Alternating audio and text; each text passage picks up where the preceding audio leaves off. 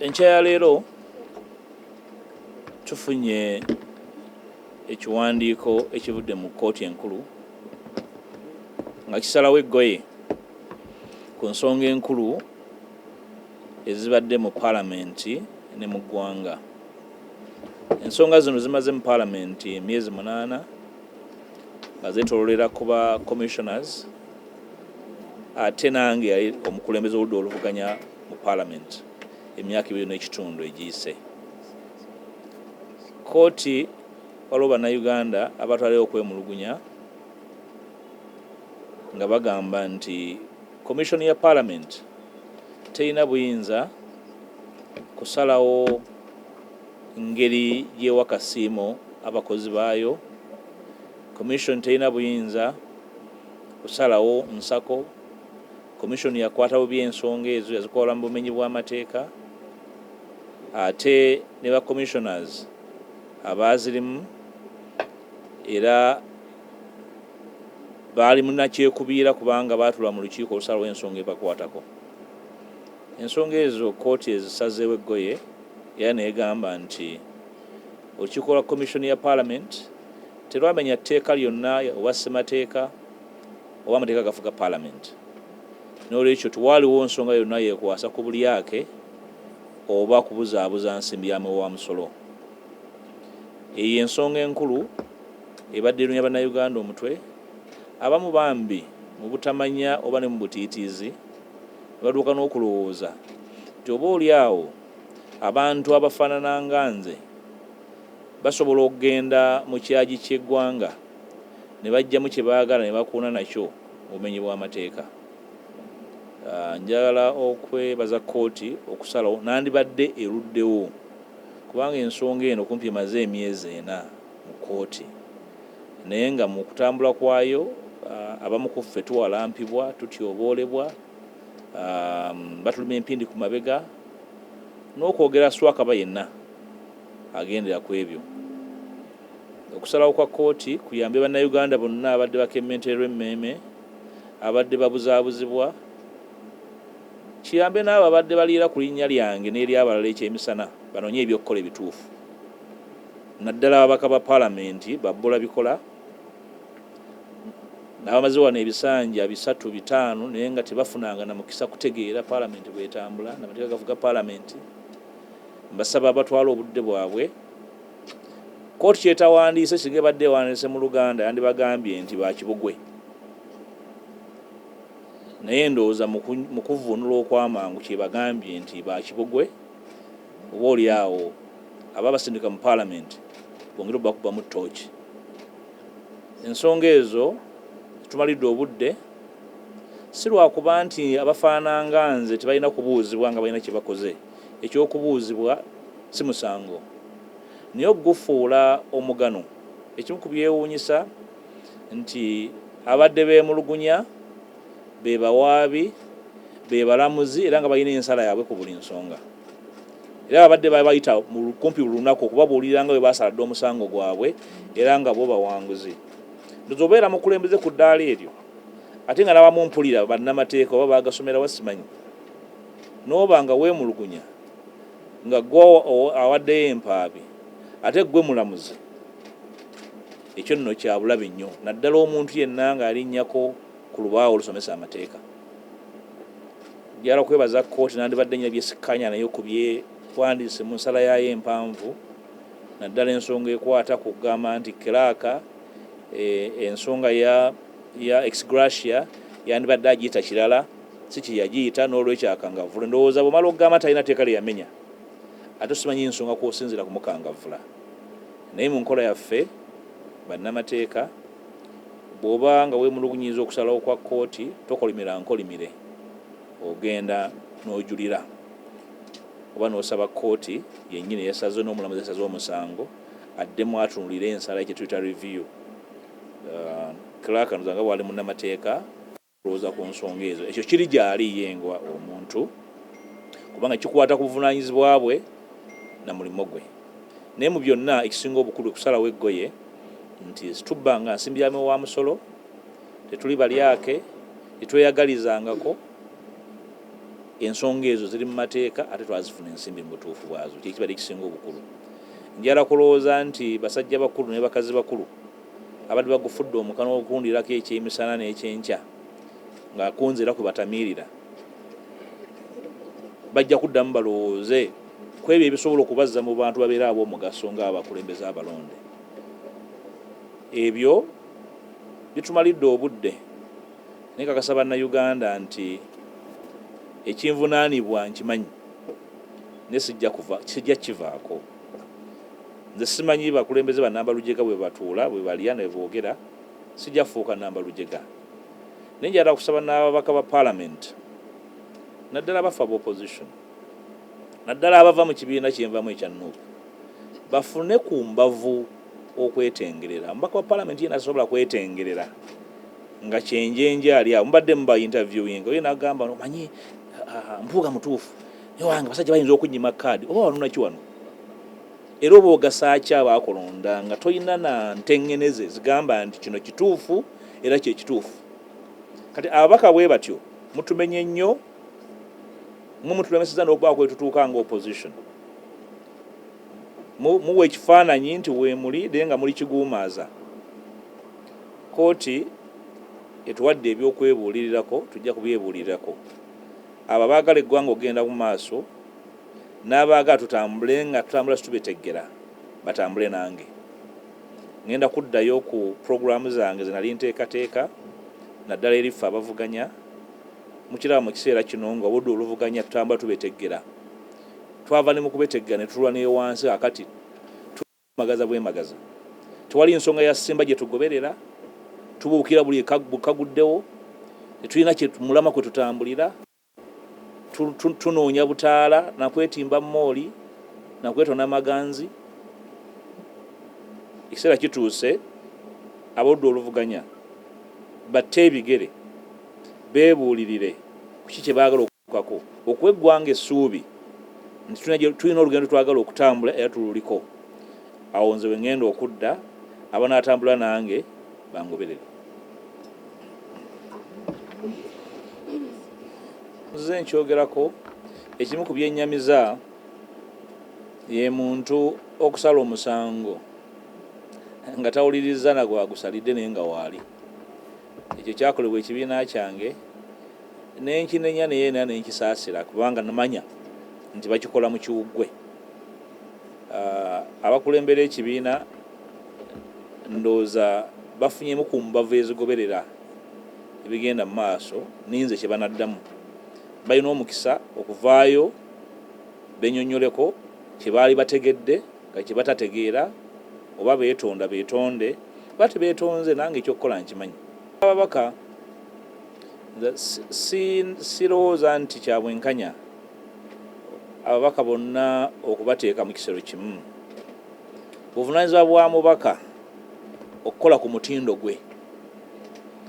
Tewaliwo ssomero lyonna lisomesa ababaka kubalinnyisa mutindo. Bwe nali naakafuuka team leader wano, namala emyezi 6 nga ngezaako okubako enfuufu ababaka bannange, kubanga nga nkimanyi obulabe obulimu okubeera ng'oli mubaka nga togoberera. Era ogumu ku musomo nabakolera ne template eyamba omubaka wa Parliament n'obeera wa senior 6 okugoberera budget, era nagiyita budget follow-up tool. Nengezaako okubasomesa bayige, naye ndowooza baali mu bwangu, abasinga tebaakwata. Era abaakwata bagoberera mu committees ne mu plenary. Ensonga baagitegeera bulungi nnyo. Omubaka buli omu yavunaanyizibwa ssekinnoomu okulinnyisa omutindo gwe. Bw'oba wajja mu Parliament ng'oli mu bwangu nga tomaliriza, osobola okudda osoma n'oyongerako. Osobola n'ogenda n'osoma omusomo gw'owulira nga gujja kuwa enkizo ng'oyala tusigala ng'oli mukulembeze. N'olwekyo omuntu wa senior 6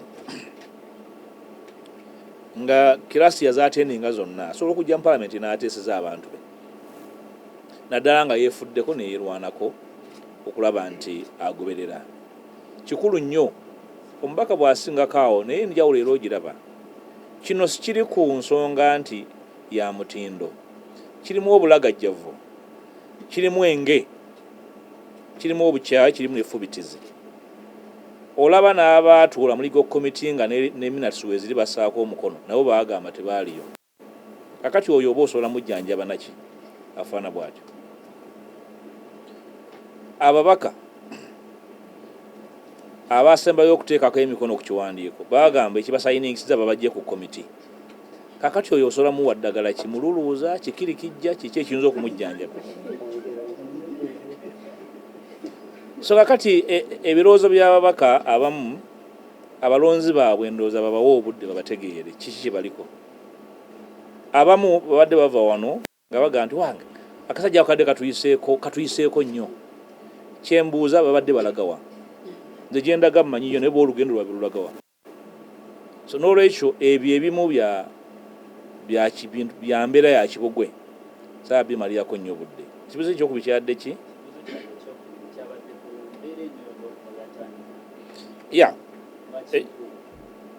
sirowooza nti kikwewunyisa okuba nti kiyinza n'okubanga eggwanga terimanyi bakomishona balala era ogwo si musango erinnya lya Mpuuga ndo yaliwangaliddewo wano kubanga siberangako wa kibugwe ekisooka ekyokubiri tewali kubuusabuusa bwe nali nkulembera opposition twali tulina olugendo lwe tutambula twaluvaako tuli mu kinyumu era ndowooza egimu ku byandeeta emitawaana yenge gye nakulemberamu opposition wano sikyejjusa kubanga twalina omulamwa n'ekigendererwa so erinnya lyange ky'oba olaba libadde ensonga nnene nnyo waddewo n'abakementererwa emmeeme nti siitibwa buyitibwa Honorable Mpuuga naye mpitirwa wa kitiibwa ekyo nakyo nga kibasuza batudde lwaki bamuyita wa kitiibwa mwalabako n'omubaka omu ow'ekibogwe ku fulo ya Parliament omubaka oyo yali shadow minisita wange wa defense namulonda mu May wa 2021 yamala emyaka 2 nga takola naye nga musasula yakolayo emyezi 6 egyasembayo naye nga yeewuguusa nti ekigambo w'ekitiibwa kimutabula kandi weebuuza nti oyo yeetaaga buyambi ki ku myaka gye so n'olwekyo enge effubitizi obutaagaliza obukyayi obw'enkukunala naye nga bwe ŋŋambye nti bw'otakkiriza ky'oli weddeka mu kifo ky'otaliimu ababaka mikwano gyange nange okufuuka kyendi seegwanyiza bwegwanyiza ebigere byange bitambudde olugendo luwanvu olw'obwegendereza bw'oba oyagala otuuka wendi oyiseewo lutambule togenda kubuuka bubuusi ne be naakuwa omuguwa oba ekyesuubo togenda kutuuka wendi nga totaddeemu budde n'amagezi nakwewaayo nakwefiisa waliwo n'abannanga nti lwaki bampita ow'ekitiibwa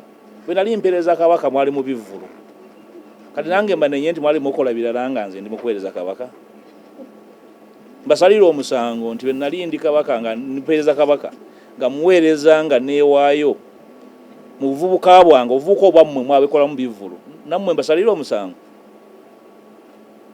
so siberanko mu bulamu bwa kinyumu obulamu bwange bwonna bubadde bwakuweereza nakwewaayo nakukolera balala bwe guba musango nti constituency gyenkiikirira ne bw'ogituukamu omanya nti wano waliwo omubaka akiikirira abantu be n'olwekyo ekyo saagala kimalira ku budde erinnya Mpuuga si linnya lya bulijjo seetonda kubeera kyendi naye nnwanya okubeera kyendi ndowooza kibadde balwana nakyo emyezi 8 simanyi bwe batuuse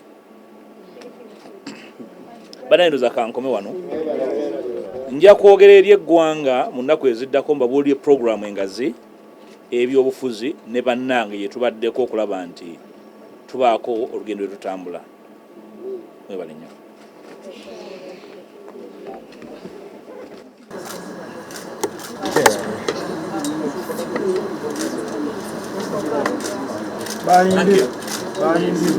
baali mu bivvulu bakayanira ekitiibwa mulirako emmere baali mu bivvulu that challenged this matter. There were those in the anti-corruption court that withdrew the matter for reasons known to them. I'm aware of those who went to the leadership court tribunal. I don't know how far they are. I'm also aware there are other petitions to the Inspectorate about the same matter. Today morning, we received the ruling of court on the matter, and in a way, it settles the dispute over the powers of the Commission, the role played by Parliament and its attendant committees, as well as the executive in this entire process of budgeting and the entire activities that culminated into the ex gratia award to the former leader of the opposition and the backbench commissioners. There will never be consensus anywhere in the world on matters of finance, and that I agree. But they should never be used to undermine, to berate, to insult, to slander those we disagree with. That can only happen if we have the full knowledge and understanding of what we are addressing. In the impugned matter determined by court this morning, very clear that members of Parliament who have been agitating and making a lot of noise and occupying space were acting either deliberately to portray ignorance to the public, or actually they are ignorant about their duties. I have read the court determination to detail. I disagree with some areas of their determination, but I appreciate and agree with the key area of the determination of this matter, which is whether the Commission can lawfully do that, whether Parliament considered this matter through the right procedures and made a determination of the same. So we shall use that to now agree as Parliament as how we do our business. Probably it offers education to members of Parliament that neglect their duty and then want to appeal to the public through incitement and other forms of excitement on their own. Also, to note that probably this will put the petitioners in the right space. People have been asking why I have been personally quiet and left matters to take their course. It's because I believe in the rule of law. If people are petitioning, they have right to petition. If people go to court, they have right to go to court. And all these different agencies of government have a right to take a decision. Today we obtained one of the key decisions. I am sure it is going to impact probably other possible decisions that we will obtain from that ruling. I thank you. Reasoning before hammering the final decision. But in one of the conclusions, I have a different view because in the wisdom of court, the clerk to Parliament is at fault in how he named the ex gratia. It's a matter of a disagreement on nomenclature, on what he should have called it, in the form, either a form of chart of accounts, but he is not at fault legally because he was only doing his work. So if you do not find him at fault legally, you cannot find him at fault in form of process. So if it was about me, I think for me, given the reasoning of court, the final conclusion on the role of the clerk, I disagree with the court respectfully. Probably it would have been done differently. Hopefully, the clerk, in his own, will probably consider asking court to reconsider that decision because it does not flow with the legal reasoning of court in this matter. Secondly, the clerk never deponed an affidavit before court. So you can easily say he was being condemned and heard. And that is a violation of the Constitution. That's my area of departure with the way the matter was handled by court.